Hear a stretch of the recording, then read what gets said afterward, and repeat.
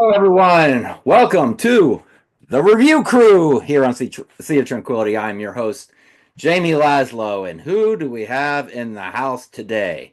Well, we got Ryan Scow, reliable Ryan. He's in the house. Scott Barry, he's in the house, and we got Alex Dudek is in the house. What's up from Beer and Vinyl, his channel that he has on YouTube. You might remember Alex from the All Ohio episode that we did because he lives right here in Columbus. He's probably what 8, 10 miles away from me, Sure, maybe. if that, yeah. So, all right. Well, we're going to talk about new releases today, and it's always exciting to see what everyone's got in store. A lot of times, I don't know what people are going to talk about. So, we're going to start with Alex, the fellow Columbus guy, and All right. going to go around. Alex, what do you want to talk about first? And I got to tell you guys, I asked Alex to come on the show 30 minutes before we did the taping, and like a trooper, he said, I'm coming because I had a last minute cancellation. Alex, great to have you on. I'm glad you said okay to do this. Thank you. Thank you. As the kids say, I was thirsty. We are probably the first record I want to talk about is a little bit different than probably what is heard or talked about on Sea of Tranquility most of the time. Although I know there has been a lot of recent effort, especially with professor's picks and a lot of different things going on that have delved more into jazz. And so I wanted to talk a little bit about a contemporary jazz album that came out a few weeks ago from an independent label here, actually out of Ohio. Spoiler, wearing the sweater. But the record itself is called Entrance Music by the jazz trio Okonsky. So story with this artist. The label itself is Coal Mine Records. Coal Mine Records is out of Loveland, Ohio, and they sort of specialize in contemporary neo soul. So people who grew up loving artists like Booker T and the MGs, or a lot of that sort of old school funk, soul, organ trio stuff. Coal Mine is sort of housing these independent artists who kind of not pay tribute, but they do their own thing, but certainly in that ilk. And one of the most popular artists, for example, Jamie, I know you're a huge fan of the Black Pumas. The Black Pumas original 7-inch was released on this label before they moved over to ATO, maybe the other label. But one of the bigger groups that was on this label was Duran Jones and the Indications, an amazing, again, sort of neo soul R&B group that is just amazing. You listen to their music and you feel like you're back in the 60s or something. This is sort of the Indications part of Duran Jones, the Indications, where you have the piano player Steve Okonsky, the upright or string bass player Michael Montgomery, and then Aaron Frazier on drums. And so this is jazz trio, not unlike, I guess, if people love Bill Evans trio or Oscar Peterson trio, except there is less focus on sort of virtuosity, or how fast, or how technical we can play, and significantly more focus on atmosphere and feel and improvisation. So this was a completely improvised jazz record, with the exception of the last track, which is just a solo piano track. Um, that was recorded actually in Loveland, Ohio, in the studios from Coal Mine. And I say, and I talk about this for a couple different reasons. There's a lot of people out there who love jazz, but their love of jazz stopped in like 1980. They don't, there's nothing that they really listen to over the last, contemporary wise. B, it's an independent label and an independent artist. And so it's just really great to kind of give them a shout out. On this type of platform. And C, I think it's a really great entryway into people who might be intimidated by jazz. I mean, it is such a huge, very intimidating world of I don't know where to start, I don't know how to start. This is like perfect Sunday morning, get your coffee going, you're getting rolling with the day type of jazz trio stuff. So absolutely amazing. I will say, unfortunately, it looks like, at least on their website, the CD is sold out. But there is plenty of records available for anybody out there who collects vinyl. And it wouldn't be an official thing if you don't show the cool wax. So comes on some very cool Nice. Yeah. splatter stuff. So yeah, First pick again. This came out a couple weeks ago. It is Okonsky entrance music, some jazz trio stuff. Amazing. Normally, it's the vinyl that sells out fast, and the CD lingers around for a while. So that's very weird. Yeah. Well, there you go. The first jazz record to ever be reviewed here on the Review Crew. I've been thinking about maybe doing it someday, but like you say, I'm very intimidated to review a jazz record, but maybe sometime. We'll see. Maybe someday, Jamie. Yeah, we'll see. Probably not. Scott. All right. Well, speaking of jazz, my pick is in a little bit in the jazz world. Not straight up jazz though. The latest studio album from a New York-based keyboardist. Her name is, I'm not sure I'm pronouncing it correctly. It's either Yelena or Yelena Eckemoff. Album is called Scenes from the Dark Ages. Dark Ages. And this is her 22nd album, at least. She may have more, but I counted 22. She's a jazz fusion artist, and she has been around since the early 2000s. She was born in Russia, but she's lived in New York since 1991. And this is actually the first album of hers I've listened to. Thank you to Pete for sending it to me. This is one of his promos. Kind of sits in that space between jazz fusion, prog, and classical influences. And from the liner notes, it sounds like this is one of her first. This is her first venture into the prog world. She put together a band of outstanding, mostly Italian musicians to give the album more of a prog sound and style. And the level of musicianship on here from every instrumentalist is just incredible.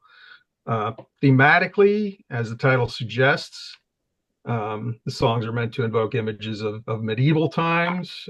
Many of the passages do have a medieval sound and use instruments of the period, including flute, violin, organ. But there's lots of modern sounds on here too, prevalent throughout the album in the form of electric guitar and synthesizers.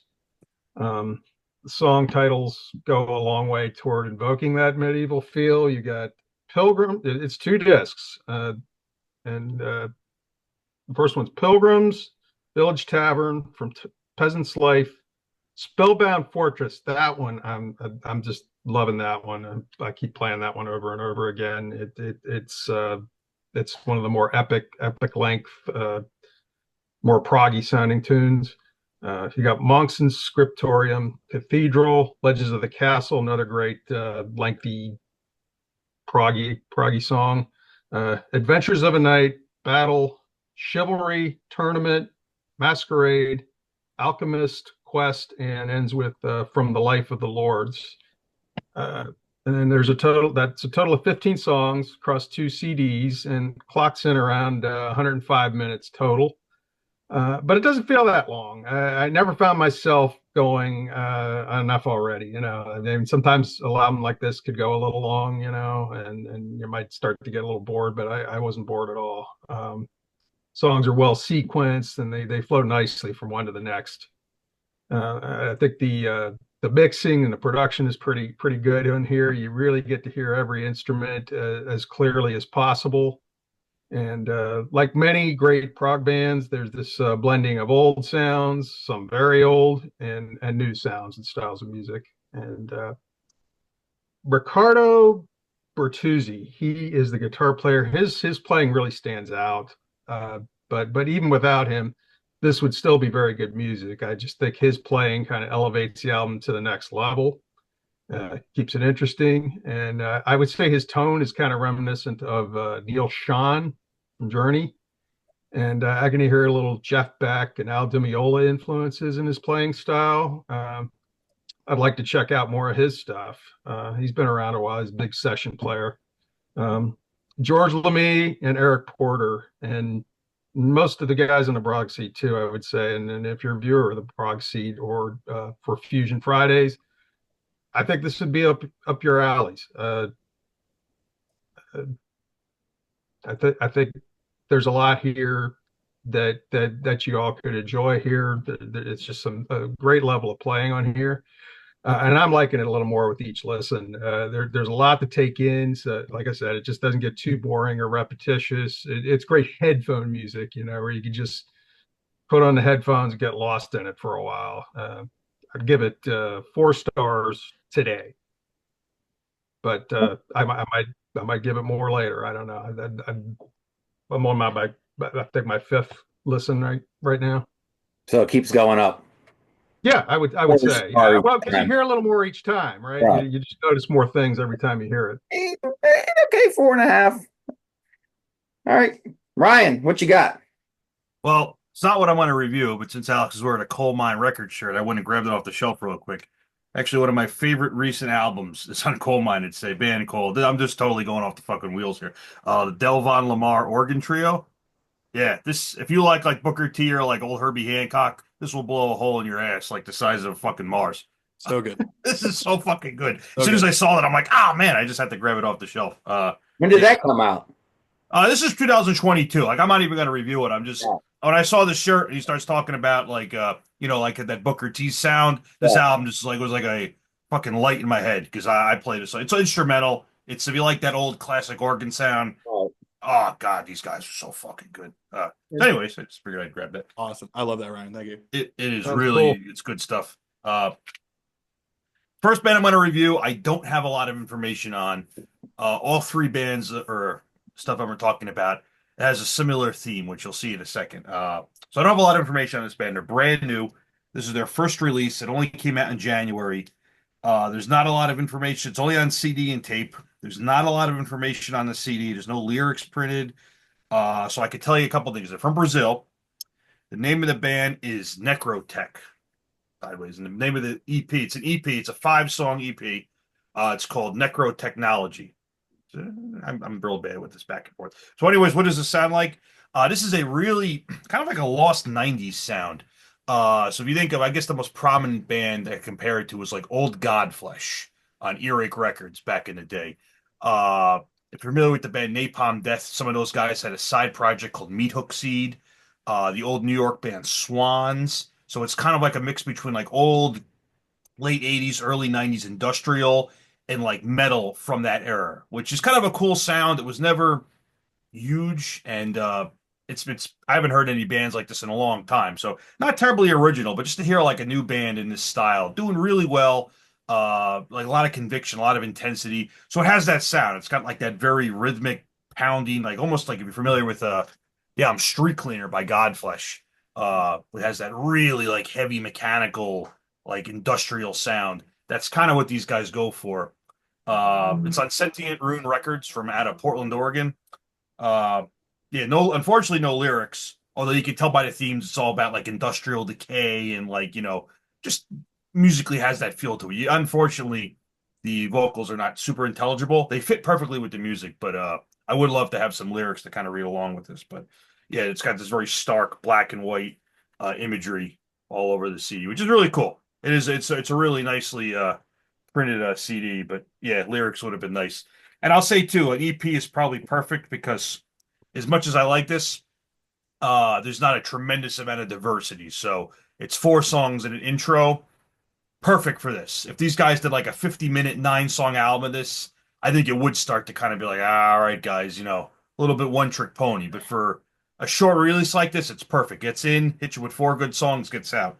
So if you do like that old sound, which admittedly, I guess you could put the very first Fear Factory album on there, Soul of a New Machine from '91. So it kind of has that feel to it. It's a little darker than that, a little less more slow, I guess. That never really gets more than like mid-tempo, and one of the songs is actually quite slow. It has this pounding rhythmic like dirge quality to it. But yeah, it's cool. I always like that sound. It's been years since I really heard a band do it with like a lot of conviction and power, like a production that matches, like everything just kind of comes together. So Necrotech from Brazil. Necro Technology is the name of the EP. And I think it's worth checking out if you like that kind of sound. Especially if you like old Godflesh. Or I guess any Godflesh would really be appropriate. Yeah, definitely worth hearing. All right. Yeah. EPs are good for like driving to work because you get to hear the whole thing. And you're at work and you heard song 1, you heard the last song. Depending on how far away your job is. Right. Yeah, That's true. Alex said something that made me run and get something. He mentioned the Black Pumas. And my wife and I saw the Black Pumas right before they hit it big in the basement here in Columbus. And it's pretty much just the basement. And it was sold out. But the lead singer threw a towel out, and my wife caught it with all this nasty sweat on it. And we got home from the show and we're wasted. And she's like, what am I going to do with this? And I got a sleeve that you keep albums in, a plastic sleeve. And I remember putting it in the plastic sleeve, rolling it up, and putting a rubber band around it. And I threw it in the back of the closet. I was like, I had no idea what happened to it. And then I was in the utility room going through some boxes just today, and I found the damn thing. Oh, don't open that up. You know that thing stank. Yeah. If it stank then, it stinks now. Oh, I don't want to open it. So I thought that was funny. But they're huge now. So I have an interesting band to talk about today. I just stumbled across them somehow on YouTube or whatever, and they are called Year of the Cobra. This is like their fourth album, I think, something like that.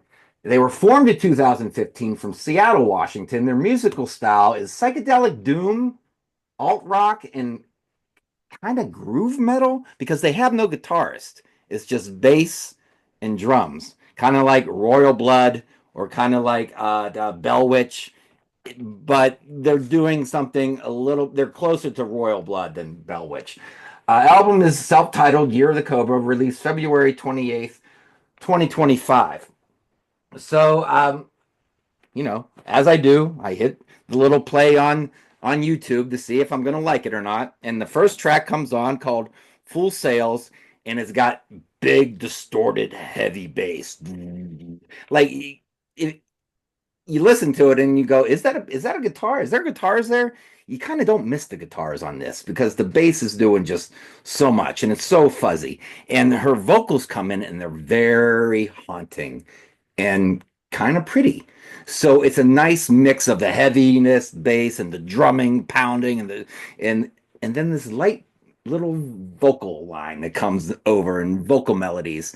And it's kind of haunting song. And then comes War Drop, and it's more upbeat. It reminds me of Belly or the Breeders from the 90s a little bit, but with the stoner rock heaviness and fuzziness on the other side of it. And you realize she's a really, really great singer. I think they're a married couple. Amy Barry Smith, and John Barry Smith.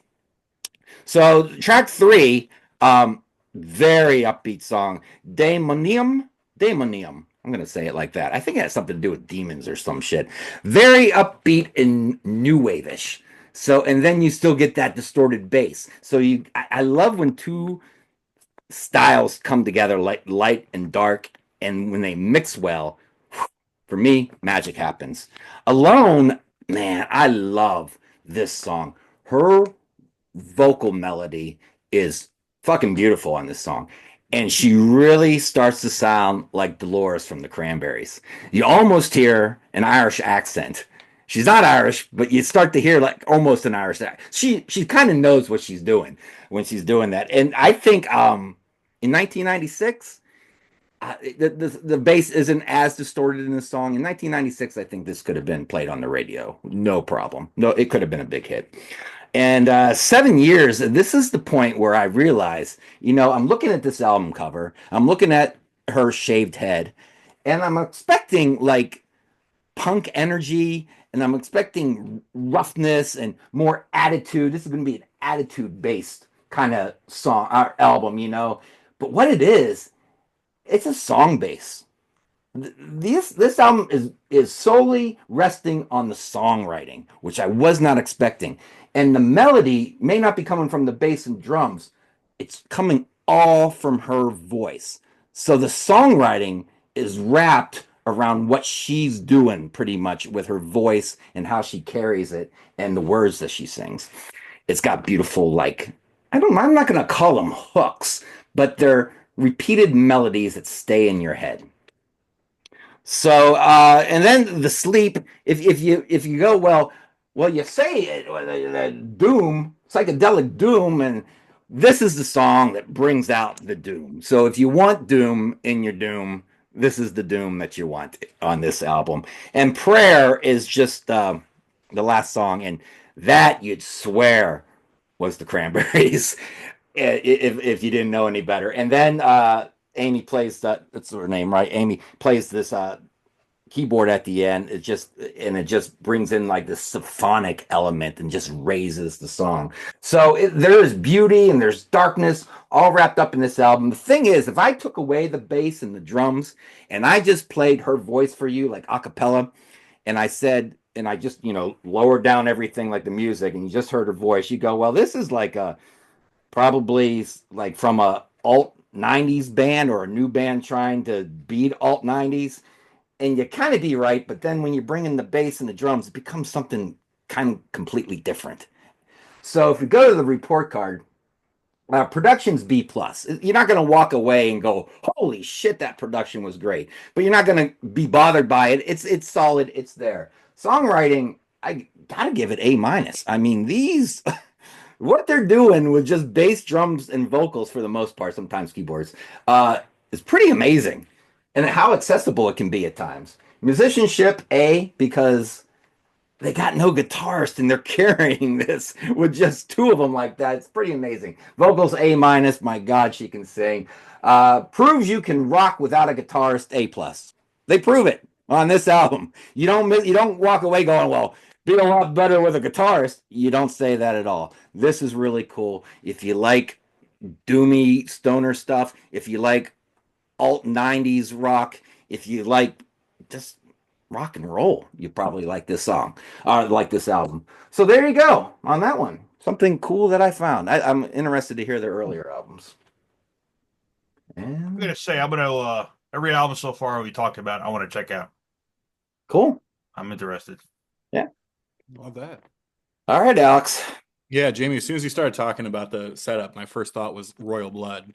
But also I can understand not wanting to just say it sounds like Royal Blood just because They it's got the better same like songs makeup. that than Royal Blood has. Yeah. Yeah. Okay, so the next one I'm going to show again what I would call very outside of what normally probably gets talked about here, but this is also an artist that I think people in the UK are going to be like, oh yeah, we know that guy, and most people in the States and or the rest of the world are like, we've never heard of this man before, ever. But the artist name is Sam Fender, and his latest album is called People Watching. So Sam Fender is I guess, British singer songwriter, but more so I think plays the role of band leader. Who I mean, young guy, he maybe might be 27, 28, 30 years old at this point. That sort of is what I would call representing today's version of like, I don't know, 80s Bruce Heartland rock, but like via a UK attitude. I don't know if that kind of makes sense. So, a lot of times when we hear like Heartland rock, we think especially like probably more like American artists, right? Whether it's Bruce or Ellen Camp. Mellencamp or whatever else, but certainly falls into this more later new generation, I guess, of Heartland rock. So if you people like, and I know I'm probably going to name some artists here that are like, potentially, later era like Killers, for example, not necessarily the on the radio all the time Mr. Brightside Killers, but some more later era, more recent Killers that really leaned into like the Heartland rock thing. There's especially like kind of more like this element of not quite synth pop, but more very clearly a wall of sound sort of approach. So again, kind of leaning into that E Street Band style production that we heard for so many years falls into this. If there are fans of one of my favorite kind of, I guess, contemporary newer bands is the War on Drugs. They're sort of psychedelic Heartland pop type stuff. Adam Granduciel, who's the leader of the War on Drugs, he produced this record, and you can kind of tell his fingerprints are all over it. So, yeah, just I mean, to me, it is incredible songwriting. It's not it's pop in the sense that it's accessible and you could imagine the songs being on the radio. It's not pop in the sense of what you typically would associate with pop music in 2025. Really great songwriting. Talks a lot about sort of how he grew up, the relationships he had with other people, his family members, himself, all this kind of stuff. Definitely sort of at least portrays a less than perfect childhood upbringing, and so that certainly plays a role into all of this, and comes in through his songwriting too. So again, if you like, if you want to give kind of a shot to something that sounds more of today's version of maybe what Bruce was doing in the 80s, synth heavy, but not, wild in your face synth heavy, anything like that. Synth more in the patches, more in the atmospheres that are created in the tracks. Then great. I would say in songs that I would recommend checking out right away. It's one of the only times that the lead single that got released, I think, is the best track on the album. And that's the title track that kicks it off, People Watching. As soon as you kind of hear it, you immediately can kind of recognize it. Chin Up is another really great one. Rain Me In, classic, and then just a couple other stuff. Arm's Length is great.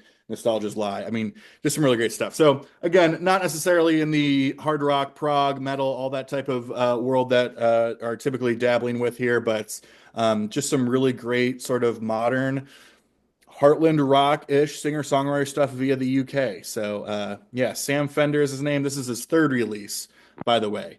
He had a song a couple of years ago that blew up on TikTok. Now, you guys know what TikTok is, right? You've heard of TikTok? I've heard of it. Unfortunately, he had a song that blew up on TikTok, so it's like, that probably paid a few bills for him for the rest of his life. Called 17 Going Under, and a lot of people had heard that song and recognized that song, but this is his third full-length release, and it's quite good. Really big fan of this record. So yeah, Sam Fender, People Watching. Alrighty. On Sounds Poly. interesting. Have to give that a listen. Yeah. Scott. All right, sir. Okay. Well, my second pick is a bit of a shift from the first one. It's the 14th solo studio album by former Husker Du and Sugar frontman Bob Mould, called Here We Go Crazy. I don't know what to call Bob these days. Call him alternative, underground, indie rocker. I don't really care. He's a fucking legend as far as I'm concerned. But yeah, he's back, and I've been a fan of his since the Husker Du days in the 80s. He's had a few ups and downs over the years. I'd say a lot more ups than downs. Had a few solo albums in the late 90s, early 2000s, but I think he's been very consistent since 2012 Silver Age. He sounded rejuvenated and energized on that album, and he's been delivering pretty consistent, excellent albums ever since. His 2019 album, Sunshine Rock, was considered a bit of a departure because it was a lot more upbeat and positive and happy sounding than most of his catalog. But his last album, 2020's Blue Hearts, was one of his more angry and more aggressive albums of recent years. Had some things to get off his chest, I guess. But this one, the latest, it is somewhere, I would call it somewhere in the middle as far as, is it angry? Is it happy? It's somewhere in the middle, a little bit of both worlds here. And like I said, aggressive and angry in some places, more positive, forward looking in others. The title track is one of the more uplifting songs. It's got a nice building, catchy chorus. It goes straight into the much more fast-paced, heavy rocker Neanderthal. That one kicks some major ass. Hard to Get continues that faster, heavy guitar pace, and sounds like it would have fit in nicely on Sugar's Copper Blue album. When Your Heart Is Broken, a great little pop tune. Firm Ink Augers. This one I would say is probably the fiercest, fieriest, heaviest track on the album. Bob, bassist James Narducci, and drummer John Worster they're just playing their little hearts out on this one. and he's had those guys in his band. They've been with him for several years now, and yeah, they're just working like a well-oiled machine. Um, Bob always likes to throw in one or two pretty good mid-paced acoustic numbers. Lost or Stolen on here is no exception. And sometimes I've noticed his acoustic songs sound angrier than the songs with electric guitars blazing. They just seem to have this sort of underlying sense of menace. Kind of harkens back to Too Far Down from Candy Apple Gray. I mentioned that a couple of months ago when we did the retro review crew when I reviewed Candy Apple Gray.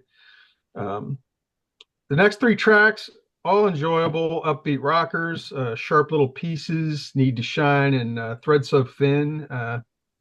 All solid rockers. Album finishes on a nice positive note.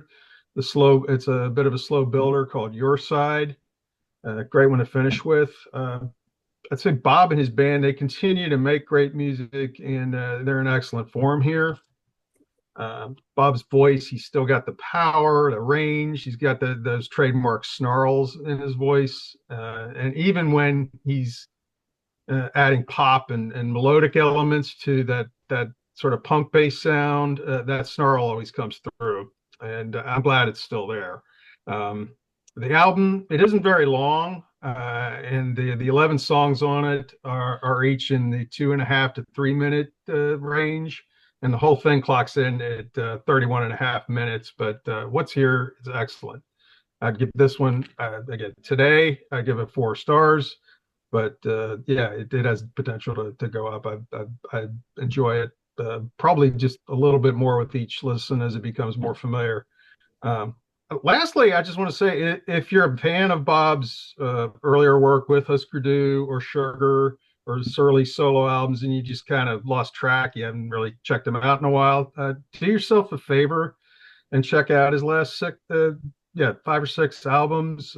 He's been on a tear in recent years, and he's still got it. I know we got some fans out there because I see some things in the comments sometimes, like the 1985 list that Pete was doing last month.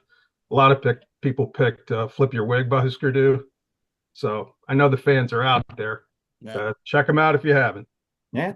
There's more fans of that style of music than you think that watches Sea of Tranquility. I Absolutely. see comments too. I see the 1995 comments, and I see a lot of, alternative Foo Fighters and stuff like that, even though I'm not a big Foo Fighters fan, but I see that kind of stuff out there too. I like early Foo Fighters, but yeah, they kind of lost me. Yeah, Bob Mould, when 5 or 6 albums. I don't keep track of all his new releases, but I'll dip in every once in a while, see what he's up to. Listen, come on. I would say if you like Copper Blue, I think there's stuff on here and some of the other recent solo albums I think you dig, Jamie. Did he do something called like Summertime or something? It was I think you're talking about Sunshine Rock. Yes, that's it. Yeah. That's the last thing I think of.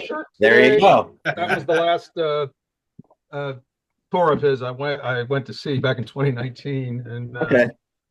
He killed. I know a little, just to just to come out saying the wrong thing. I know just enough to say the wrong thing, but be close. All right, close. Ryan.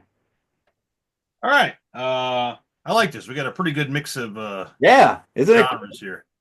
The surprise of nobody. I'm going to talk about another metal album. I know, fucking shocking. We're going to go over to England for this one. So this one I know a lot more about. The first band had very, very little information on. This band is quite the opposite. So I'll just open up. I'll open up with the album. The band is their debut album, came out in January. Band is Necromaniac. There's the thing. The first band was Necrotech. Yeah, now we have Necromaniac. Something in common there. So this is their debut album. The album's name is Sciomancy, Malediction, and Rites Abominable. This is a special album for me, and I'll tell you why. So here's what happened. In 2015, I was buying a bunch of albums from some online distro, and they had some tapes in, some new male bands on tape. And they had a new demo tape from these guys, new at the time, 2015. And their demo was called, I pulled it out of the tape box, Morbid Metal. So I just said, fuck it. It's only a couple of dollars. I'll throw it in my order. Oh, shush, I'll pet you in a second. I'll throw it in my order. And I got it home and I'm listening to it. And I'm like, man, this is the best demo. Just like for my kind of metal, it's like so in my wheelhouse. I liked it so much. I ended up writing the guitarist. Just like, dude, this is like the greatest demo I've heard in metal in years. Like, it's just fucking perfect. It's just exactly what I want to hear in a metal band like now. And I ended up, we went back and forth. We ended up talking with letters and stuff. I ended up becoming pretty good friends with the guy. Uh, actually, really good friends with the guy. So, yeah, world's funny like that. So time goes on. They put out the only other thing they did for years in 2018, they put out a 2-song 45, which is also really, really good. And that was it until this album came out. They really took their time. They really, really worked on it. They didn't want to just crank out an album just because, I said multiple times they asked him, like, how's that album coming? He's like, we're working on it, but, slow and steady. We want to make sure it's perfect because you only get to do one debut album. Fair enough, right? So finally, they go in, they get the album done. They come out with this one. So what does it sound like? Well, for one thing, I'm going to say this. It's this old school, evil underground metal, which speaks to my heart. But the main thing is, and this is a tremendous pitfall I find for, obviously a huge metalhead. This is a huge pitfall for a lot of metal I never bands. noticed. What's up? I never I know, noticed. I know what would I keep it secret, but all right. My dog is just come on. Come here. She's crying. Come here. I'll pick you up. We can talk about Necromaniac together. Yeah, so the thing is, a lot of metal bands I find, even ones I like, if they put out a 9-song, 50-minute album, there's no cohesion to it. It's like 9 totally unrelated songs, or worse, like 9 like kind of the same song over and over again. I'll admit that, and it's really like an Achilles heel for a lot of metal albums that come out these days. It's like, oh, that's a really good song. Here's the same fucking song 8 more times. So these guys went to great lengths to write in a cohesive album that flows. It is 9 songs. It's actually 49 minutes, but it flows. It has a great intro. The songs go through all different kinds of moods, some slower, some faster. Really gives you a lot of, it's kind of like a lot of meat on the bones. And they even did something which, actually, the first time I heard these guys, the album that it reminded me of, I don't want to say, I like you guys, I don't like comparing stuff too much, but it reminded me a little bit of Hell Awaits by Slayer, my favorite Slayer album. And one of the things I always like most about Hell Awaits is that the opening track, the title track, and the closing track, Hardening of the Arteries, it goes back to that opening riff. As the last song ends, and it goes back to the first riff that started the album. I like shit like that. Metal bands don't usually do that, and these guys did. So the opening intro to this, relax, Caput Draconis, has this really, really cool intro. And then the final song, Necromancis Cauda Draconis, it's a 10-minute song. It goes through everything the band's really, really good at. And at the very end of the song, it returns to that opening theme, which is just, it's just like a cool attention to detail. So what else want to talk about here? Excellent use of timpani drums, which, if you're a fan of the 80s band Celtic Frost, I'm a huge fan, they really mastered the use of like these big booming timpani drums to kind of like put a lot of extra emphasis and power to like, certain accents on songs. These guys use that to really good effect. If you're familiar with the Czech man, Master's Hammer, they did the same thing. Also perfect. So as soon as I heard those big booming timpanis coming, I'm like, I just love that. It just gives these songs like this majestic power that, it's that little boost. It's a really cohesive album. I don't really want to listen to, I don't want to list like a whole bunch of bands. It sounds like, but I guess it is a good reference point to kind of like, if you like this, you should check this out. So, it does remind me a little bit of a lot of Mediterranean black metal. I know black metal is usually like, Norway, Scandinavia, and that's cool. And I like that stuff, but there's a lot of bands from like Greece, Italy, and that's kind of the theme it gives me. It's like a little, not so much emphasis on speed and like shrieking, like, people in the forest, but it's like kind of moodier and darker. I guess the best comparison is if you're a fan of like vintage Hammer horror, like the best of Hammer horror, like the moodiness and the atmosphere of that. Like that's kind of what this kind of stuff evokes. I like drawing that comparison because it does kind of have that same atmospheric feel to it, Yeah, the artwork is very cool. The whole layout on this is just really, really nice. So they ended up calling even though the demo was called Morbid Metal, they said, well, that's actually the style of metal they play to kind of set themselves aside. And of course, on the back that it did Morbid Metal to the Death, which is, my dog's getting very excited here. She likes this album a lot too because I play it all the time. Which is different than death metal to Morbidity, right? So yes, yeah. So it definitely exactly. I made sure I took some notes here so I didn't forget to talk about anything new.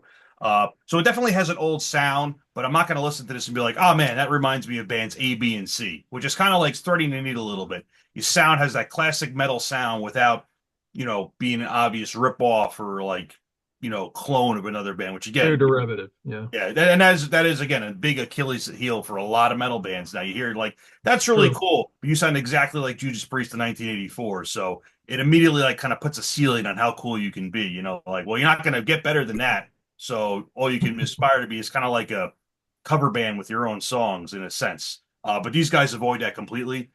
I'll say another thing, which is again another Achilles heel of a lot of metal bands, is that they let the bass guitar wither and die on the vine. We have these very loud, overdriven guitars, drums, vocals. The mix often is very dense, and the bass guitar is often pushed out to the side. It just doesn't get the mix doesn't give enough room for the bass to really stand out and shine. Talking to these guys, talking to the guitarist, he's like, no, we're not going to do that. The good bass is going to be given a lot of emphasis, a lot of room to breathe, and it does. It adds a lot to the sound, and I love that. I love when metal bands are like, it's an equal player in the band. Why else have a bassist if you're going to kind of like push him off to the sidelines or just let him like kind of ride along on the root note but not do anything interesting. Right. And yeah, so highly recommend this one. I mean, kind of being friends with them, it was one of those deals where I was anticipating it for a long time, and that's kind of like when it finally comes out, you want it to live up to your expectations. So that can be kind of like a loaded gun both ways. But no, this was everything I was looking forward to. Highly recommend it. And the coolest thing, and I kind of want to read this too, is in classic underground metal fashion, they can't just be like, Jamie, you play guitar, Scott, you play bass. They can't do anything simple like that. They got to do it the metal way. So the credits for these guys, the vocalist is credited as throat possessions, black art spells, and conjurer of restless race of the abyss. That sounds pretty serious, right? Love it. The guitarist credited as Guitarmageddon, Keys of Death and Hades, Megalomaniac Decompositions, and Die Hard Cult Leader, because it's kind of his band. And I'll just leave you with the drummer, Apocalyptic drum. Well, I'll do the bass player too, because we talked about him. Bastard Tremblings, Necrophonius Disarray, Winds of Mayhem, and Macabre, Conciliaire of Deadly Omens. All right. Seems like these guys got their hands full. Yeah, the band is Necromaniac. The album is Scimancy, Malediction, and Rites Abominable. And if you like good old school evil underground metal, Slayer, Celtic Frost, any of that kind of stuff, check it out. I think it's really good. In the States, it's on Agna Offensive, and in Europe and UK and elsewhere, it's on Invictus Productions from Dublin. So, yep, highly recommend. Sounds like these guys have a range, Ryan. Yeah, so actually, I will say too, the guitarist, even though they're from London, England, the guitarist is originally from Spain. The drummer is from Poland. The bass player is from Greece, and the vocalist is from Sweden. So that is a true international band right there. United Nations of metal. Absolutely. And they recorded it actually the production's really good, so I'll say that too. They recorded it in one studio in England and a studio in Dublin. So there you go. Even a little And that was more like roughly, Scott, you said it was like almost 10 years since you got that demo. Yeah, the demo was 20. What did I put it? The demo was 2015. Wow. Yeah. Very cool. So it ended up being too that when I wrote the guitarist, name is Gorkas. I said, before I was talking to him, I'm like, I'm actually going to be, because he lives in London. I'm like, I'm going to be in London in a couple months for totally unrelated business for another concert. So, hey, if you want to meet up and have a beer, and yeah, we ended up becoming pretty good friends. So That's awesome.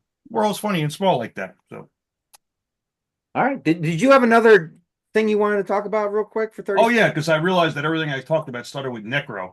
So I have it's a demo tape, because you know what? I like getting tapes. I like demo tapes. To me, it's like if a band puts out a demo, the word tape should follow. I don't know. I'm old school, rotary phones, whatever. But this band is from Holland. The band is Necromantic Worship. You know what? It's very, the word necro keeps coming up here. It seems like a theme. Necromantic Worship. It's a promo tape for an upcoming album, their debut album. 2 original songs and 2 songs exclusive to this. And again, this kind of has a very Mediterranean feel to it, but even more lo-fi and primitive. When I say like Greek black metal and Italian black metal, it's got a lot of that feel to it. But yeah, very cool. Very, very, definitely a very niche kind of metal, which, that's fine. only a couple of these were made. I don't even know if you can still get them. I think they maybe made 100 of these, and I was lucky to grab one. But I was thinking about well, two of my bands start with Necro, so might as well go for the fucking hat trick, right? Yeah. Got to. Yeah, very just cool, lo-fi, slow, primitive stuff. And again, so much loud bass guitar. I just love that. I just wish more metal bands were like, save the bass player, get the bass player up there. Justice for All by Metallica, great album, but fuck that album. You know, they totally took Jason Newsted and they buried him in the back room somewhere. No, just as soon as you said that thing about the bass, not using the bass, that's immediately what I thought of. Oh, it's a crime. Yeah, I mean that album's like infamous for it, but I could think of like a dozen or more metal albums that I love, and I'm like, great album, I like everything about it, but man, just turn the bass up. Give the bass, you know, he's there for a reason. Let him do his thing. But you know, unfortunately, it's kind of been so it's hobbled a lot of great bands and made good bands, kept good bands from becoming great bands, in my opinion. But yeah, if you like crazy low, weird black metal or lo-fi black metal, Necromantic Worship from the where did I say again? Netherlands. There you go, Netherlands. There you go. All right. I got 2 albums I can review, and they're up and ready to go. I don't know. I didn't know which one to do though, because here's the thing. I do not want people to say, man, Sea of Tranquility sure has jumped the shark ever since Laszlo got on that review crew, and he reviews way too much pop. What's up with all this pop music? Does Pete know that he's doing this? Is he getting Pete's approval to do that? So I don't want to just go out and review another pop album. So I will let you guys help decide. I can do another pop album, or I can do a rock EP, heavy rock EP by a lesser known underground cool band that kind of, you know, influenced by the 70s. So here's the thing. Do you guys remember these books? Ryan, you old enough to remember Choose Your Own? Oh, yeah. I think I was talking about them like a month ago at work. Yeah, these are the only 2 I still have left. I used to have a bunch. One I used to like a lot was Journey Under the Sea. I don't have it anymore. But today we're going to do Journey Under the Sea of Tranquility. So choose your own adventure on the next review here. So if you want Jamie to review a hard rock EP released in January, go to page 17. If you want Jamie to review yet another pop diva megastar, go to page 23. So, Alex, do you want to go to page 17 or 23? You know, 17 to 23. Because I feel like we've been so all over the place, you know, just in different genres and style. Let's go to page 17. Page 17, the hard rock EP. Yeah, yeah. I agree. Page 17. Okay, Ryan, you gonna say? I'm also page 17, but I want to know what page 23. I want to see a peek of that page too at the end. All right, I kind of want to know what it is. 17. Let's go to page 17. Back. Page 17. There we are. So DeGriever, born 2018, I think, because their Facebook page was made in 2018. This is one of those bands. It's kind of like you said, Ryan. It's hard to get a lot of information on some of these bands. They released one album in 2022. And they released a EP. Well, they're from Germany. Their musical style is 70s influenced hard rock. Album, well, it's an EP called White Noise, released January 21st, 2025. So I like this EP. And this is the thing though. I reviewed Mean Mistreater last show, and it was a full album, 27 minutes. This is an EP, and it's 28 minutes. So, you know, you start to get into that, what's an EP, what's an album? Well, it has 6 songs, so I guess it's an EP. White Noise, right away, the lead singer, his name is Henriks DeGriever. There's 3 brothers, I think, in this band, and their last names is DeGriever. He sounds like Tony McPhee from the Groundhogs. Oh. So right away, you get that heavy bluesiness of the music. You get the voice, and you're like, God, this sounds like if the Groundhogs were making music in 2025, this is maybe what it would sound like. The Queen of Hellfire, it's like less than 3 minutes long, but Ryan, it's got your bass going on. All kinds of cool bass lines in that. I love it. Right Save there. the bass.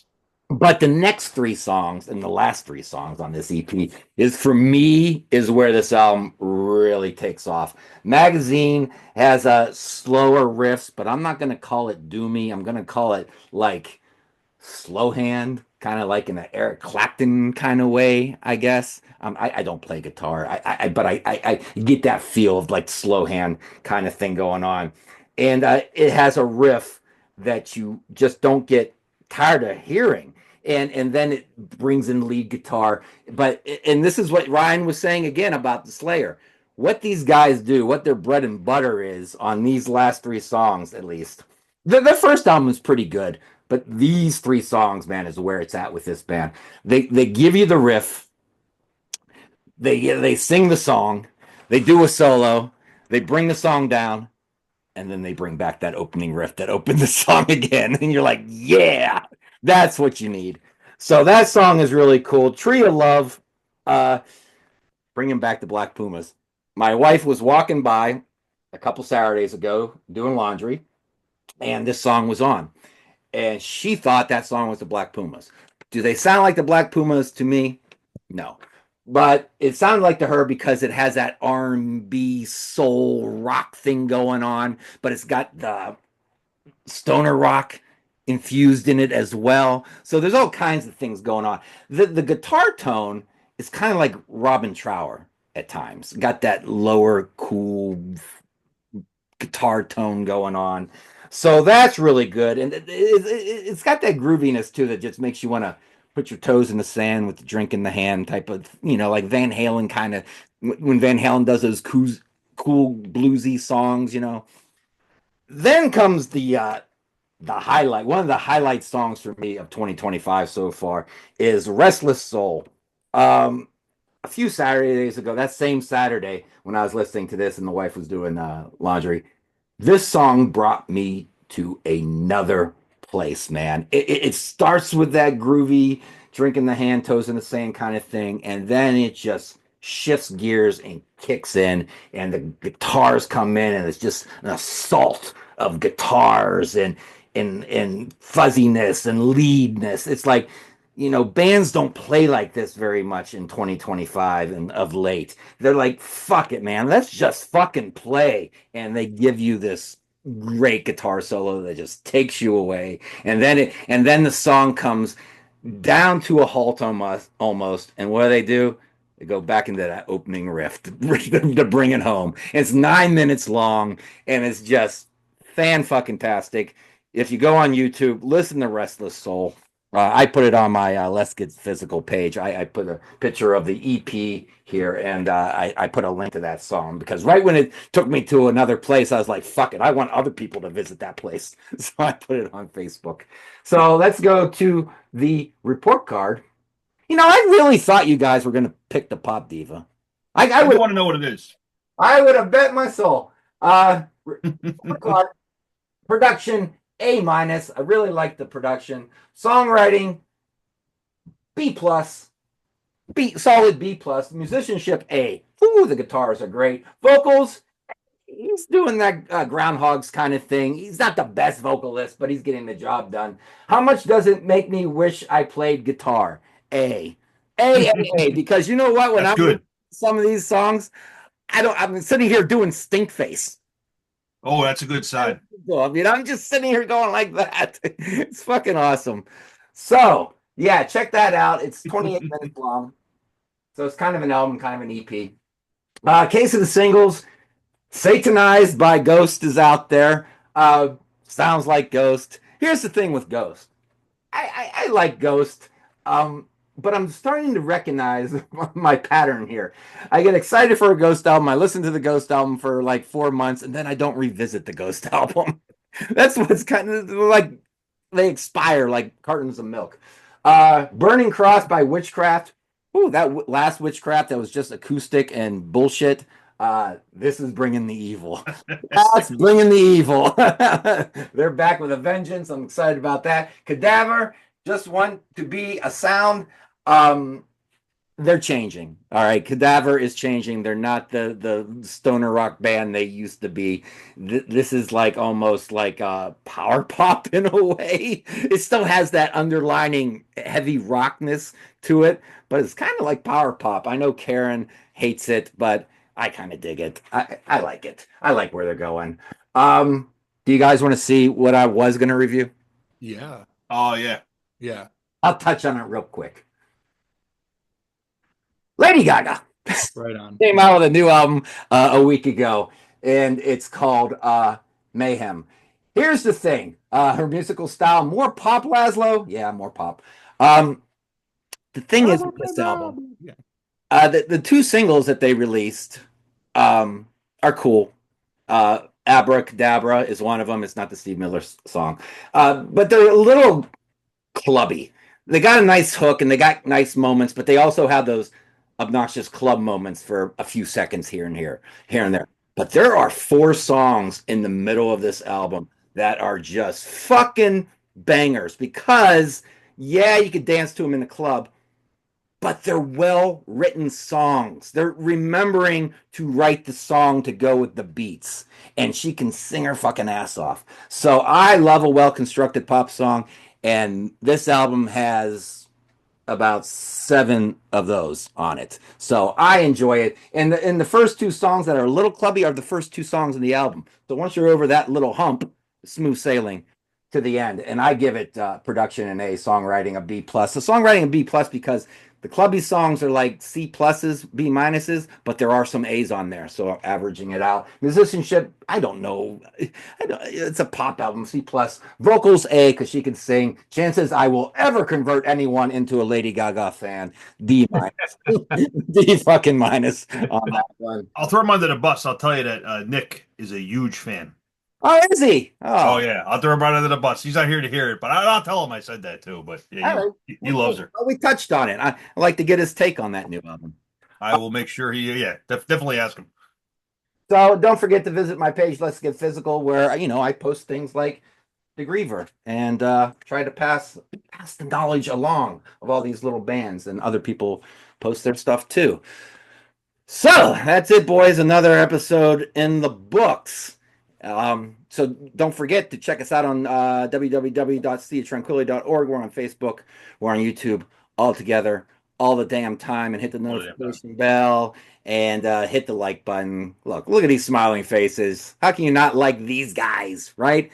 We got the membership thing, so join the membership, and we got the Ko-fi, and we got the Cameo page where you can slip Pete some money. And you know what? Flip Pete some money, and you guys can read Choose Your Own Adventure books together, and maybe do Mad Libs. Remember Mad Libs? Oh yeah. Pete will do Mad Libs with you. Give me a verb.